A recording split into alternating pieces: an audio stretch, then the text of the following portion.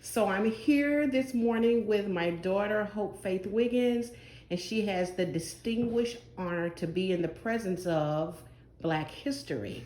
So why do we call her Black History? Because she is an African American female under 40 years old, and she is the youngest, newest member of the State Board of Education District 4.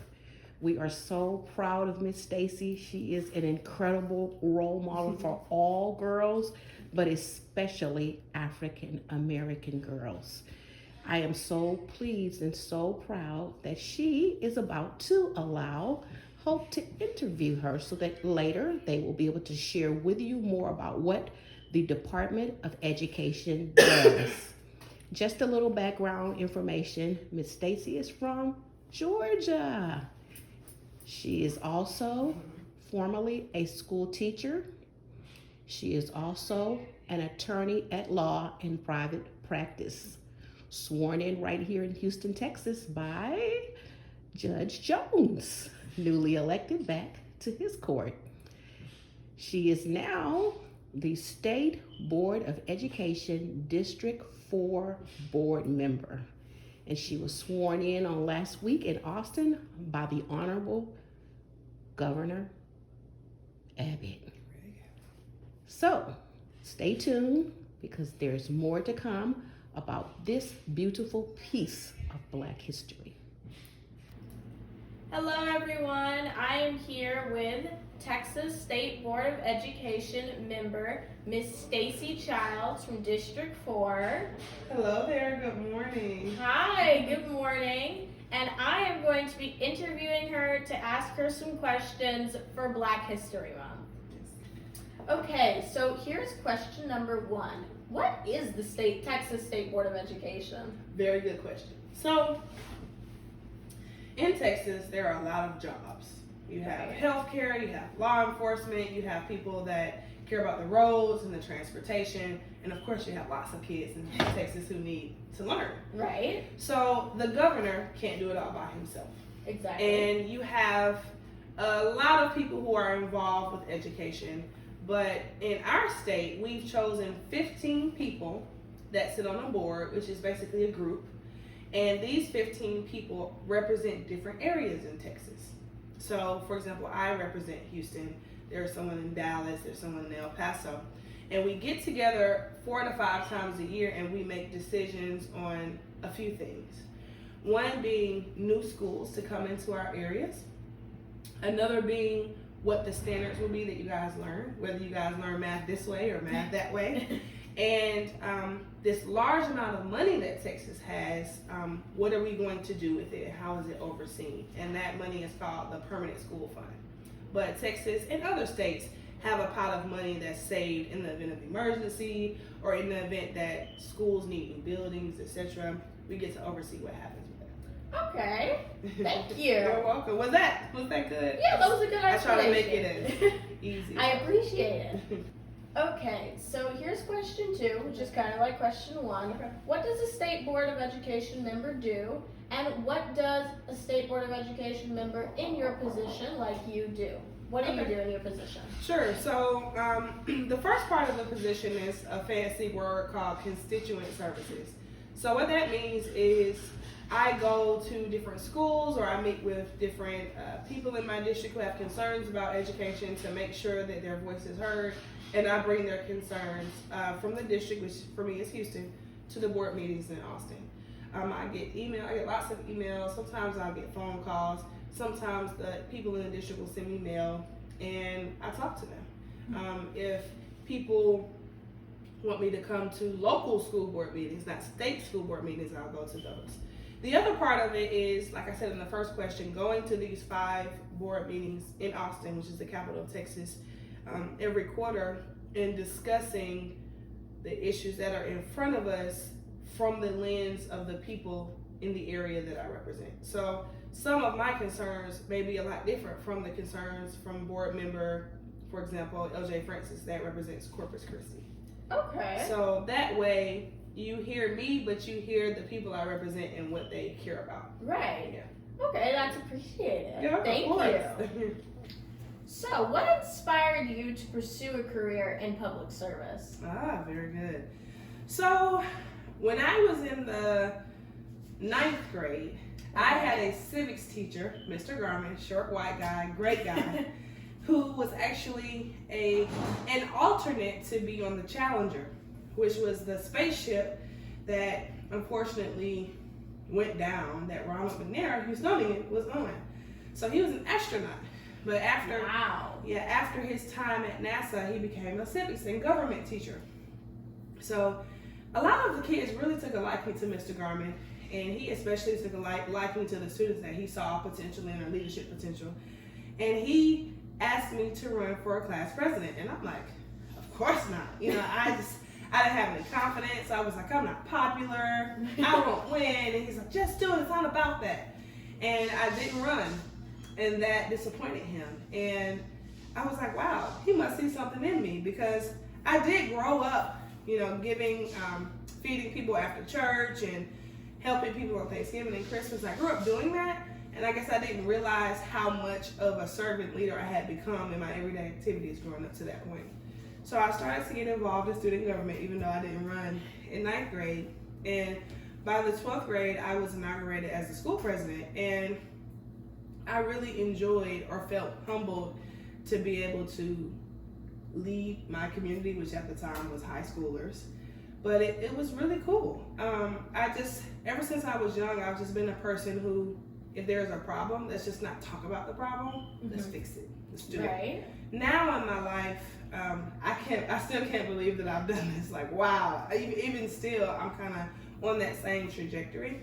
But in particular, at this point in my life, when I saw that the history of kids that looked like us was going to be compromised in the curriculum in Texas, I was so upset, because for me, learning about history, while some parts are bad, some parts are bad, but besides that, it showed me how strong of a people I came from, and in a sense, it made me strong.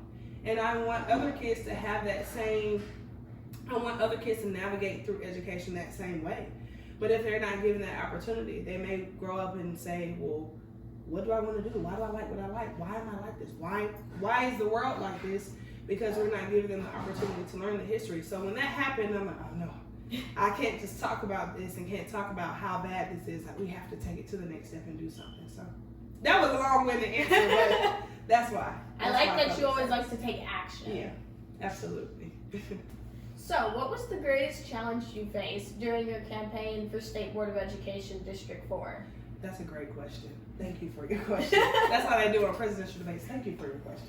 You're welcome. Well, that's an easy answer. The hardest part of running for State Board of Education, besides the emotional and physical undertaking it is, because you're calling people, you're knocking on doors, like how we met, right? You're doing all these things all day, every day.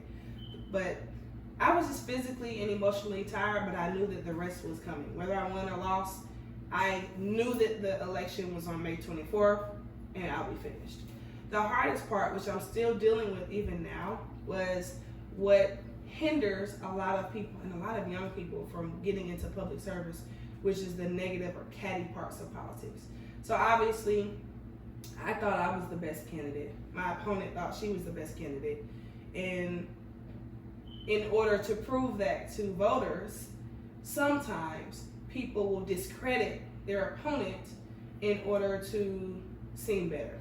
Right. But I told myself at the onset of my campaign, I would not do that, no matter what. If I have to stoop to the point where I'm digging up people's history and going through their social media trying to find where they made a mistake, I'm not in it for the right reason, and I'm not doing it for the right reason. That's very self-serving, but it was done to me.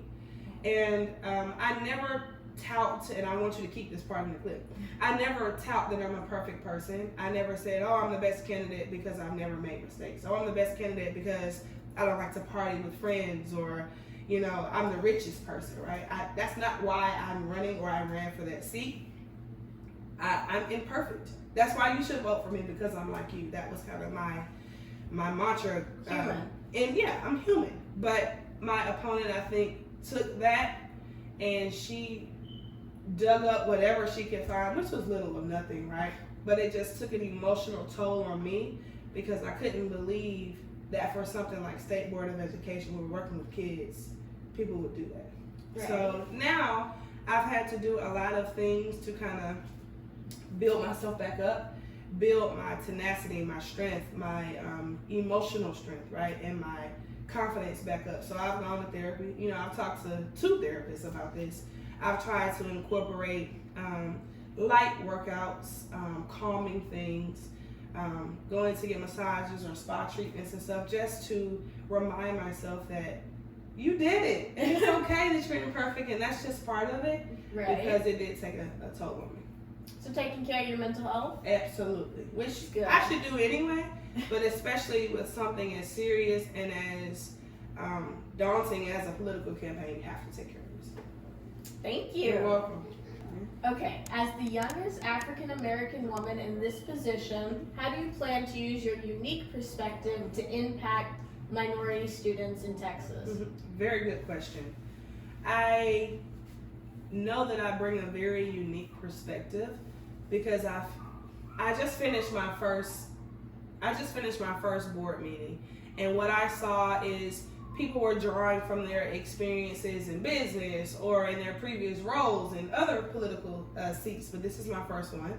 I have experience as a teacher, I have experience as an attorney, and I have experience with my friends and family. So I'm just drawing from everyday people. I come from the lens of being an everyday person, you know.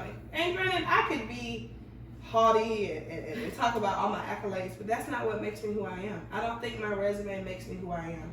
What has made me this strong person is the people around me, the people I represent, the kids that I taught, right? So that is the lens that I'm coming from, and that's what's going to continue to guide me. I think that's what makes me unique. And also, I do think that something that needs to change in politics is people think you're supposed to be so polished and put together, and you're supposed to have all the perfect answers, but that's not what the people need. To me, people need honesty, people need the truth, and people need to just be real sometimes. And I think that's the Transparency? Transparency, but transparency, real transparency, right? Somebody can tell you the truth, but if they're withholding 90% of it, is it really the truth? Right. So transparency, but real transparency. I like that. Thank you. I really like that you believe that you're more than your resume or your degree. You're more than a piece of paper. You're Absolutely. where you came from. That's right. I like that. Thank you. How do you think your election to this position reflects the progress that has been made in terms of racial equality? Oh, very good. So, and this is true for not just me, but for the State Board of Education across the state. For a long while, there were only 2 black board members in the entire state of Texas. Now there are 4. We're on different sides of the aisle, and what I mean by that is we're not all Democrats, we're not all Republicans. There are black people representing both political parties, which is a good thing in a sense, but now there are 4. So it shows me that people may not think they're ready for something new, but they want something new. It shows in their voting habits, and I think that's good. In terms of me, when I was running, and even now, I had no ties to people in politics in Houston. I didn't know the who's who or the gatekeepers of who to get endorsed by and things like that. I didn't have those connections. The political secrets? At all. I didn't have any of that. But what I did have is shoes, my legs and my feet, my cell phone. And I had other young people who knew about politics but didn't know a lot, who wanted to help, who helped me send text messages and make phone calls. And I was able to build that team out of people who wanted to make change like me, who were young too. So, yeah. Thank you. You're welcome.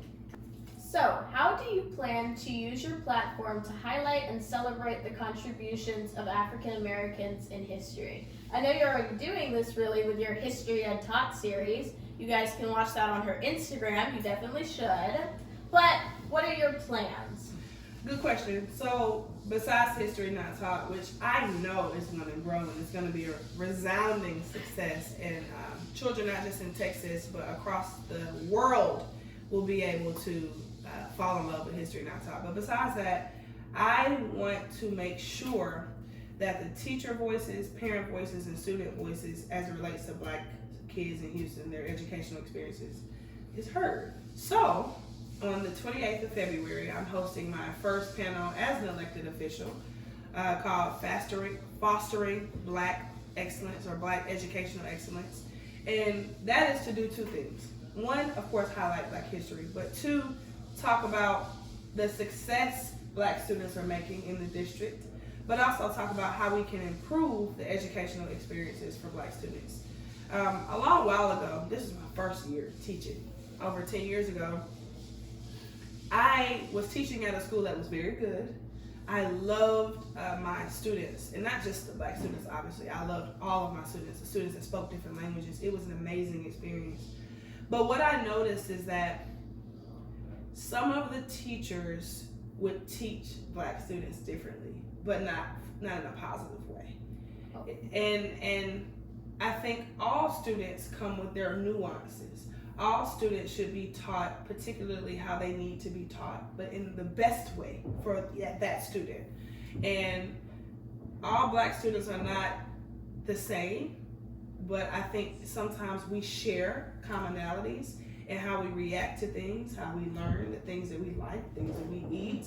So that needs to be understood by teachers more. And I think that will help push educational outcomes for Black students in a better way. So that's what we'll be talking about on the 28th at Emancipation Park at 5:30 p.m. where we'll have free food and free giveaways and free music, live DJ. So those are the things that I want to start to do for students in the district. Okay, I like that. All right. So it'll be Flexing on Them, Fostering Black Educational Excellence. It will be held in the Cultural Center of Emancipation Park on February 28th at 5:30. There will be free food, free giveaways, live DJ, and great conversation. So if you can come. Thank you. Thank you, Miss Stacy Childs, for answering my questions. Of course. I really enjoyed doing this with you. And I hope you all enjoyed listening to Miss Stacy Childs' incredible answers. Thank you. Cheers. Thank you.